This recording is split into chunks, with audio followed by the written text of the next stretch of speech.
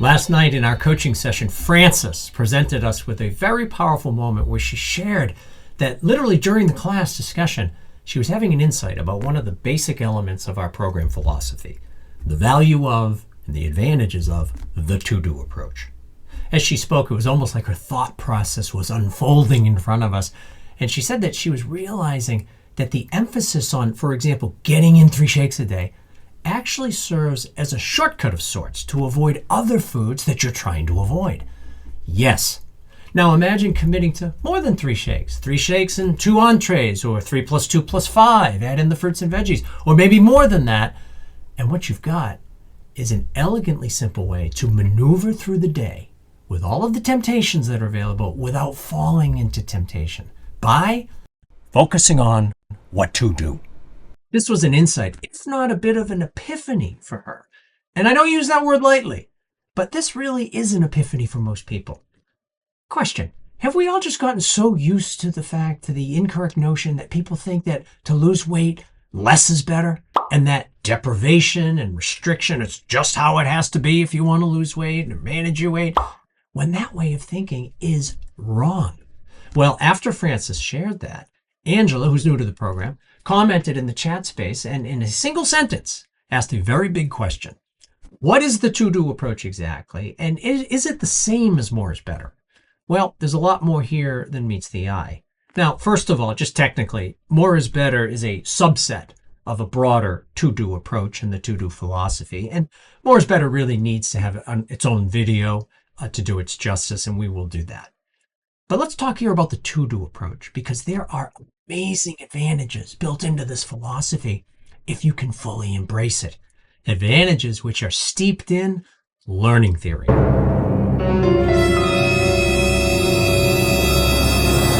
Now, before you feel like you need to go get a cup of coffee, a jolt of caffeine to stay awake for this, learning theory is simply this: a collection of principles that explain how people acquire knowledge and how people develop skills. There are ways that work better for this, and there are ways that don't. And if you want to learn new skills, and for our purposes here, obviously, we're talking about weight loss and weight management, you've got to focus on the to-dos. All skill acquisition focuses on to-do behaviors. Sports is an obvious example. Here's how you do it.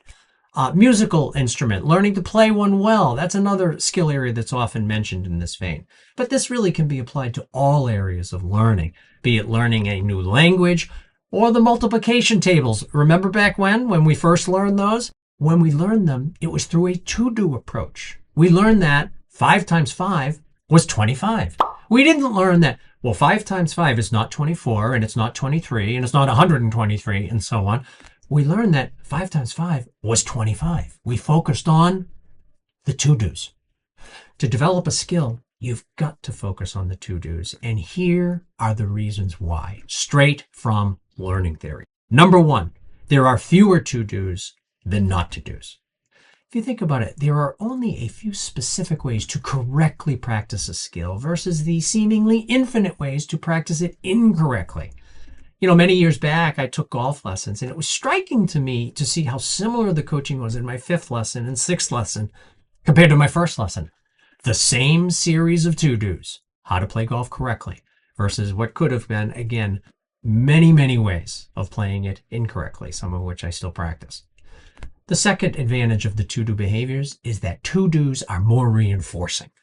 There's this sense of building the behavior throughout the day, and you can't say that about not eating cake or not eating cookies or not eating French fries. That's just depriving. It's not reinforcing. Not doing something, by definition, also has a sense of ambiguity to it. It's very hard to reinforce. You can't say that about the proactive nature of to-do behaviors. Okay, third advantage. To-do behaviors crowd out the not-to-dos. When you're hitting the correct keys on a piano, you're avoiding all the incorrect keys and all the incorrect combinations of keys that are possible. Though I have to admit, I remember back in the piano recitals for my kids when they were younger, a few kids seemed more than capable of hitting most of the not-to-dos during their performance. Story for another time. The to-dos crowd out the not-to-dos. When you have a shake, when you have a fruit, when you have a vegetable, when you're choosing your favorite lean protein from your 1.5 box, These to-dos, in that moment, when you're practicing the to-do, you're avoiding the whole big basket of not to-dos that are out there. Francis's point last night, along with eliminating a lot of the decision anxiety that comes along with simply trying to resist temptation when you don't have to-do behaviors to fall back on. Okay, the fourth advantage, to-do behaviors are more measurable. If you're trying to create a system for building skills, which is what we're all doing, for shaping your behaviors higher, measurement is a must. A bottom-up measurement of the behaviors that you're trying to become more proficient with. We can't do this without measuring what we're doing. For all the reasons we've covered here, it's critical to focus on to-dos when you're developing your skills to lose weight and to better manage your weight over time. And all of this leads to this. You are already taking advantage of the to-do approach. Just as a function of being in the program, it's central to our whole approach. But are you taking full advantage of all of these benefits? Do you need to make the decision this week, maybe, to lean into the to-do approach at an even higher level or on specific behaviors that would work better for you if you were doing more of them? It's a simpler approach to the week, focusing on what to do. It's a more reinforcing approach to this work as a whole. And it just makes staying in the phase 1 box or your 1.5 box a whole lot easier. So, should you be upping the to-dos for all of the advantages we've covered here? You decide. And thanks for watching.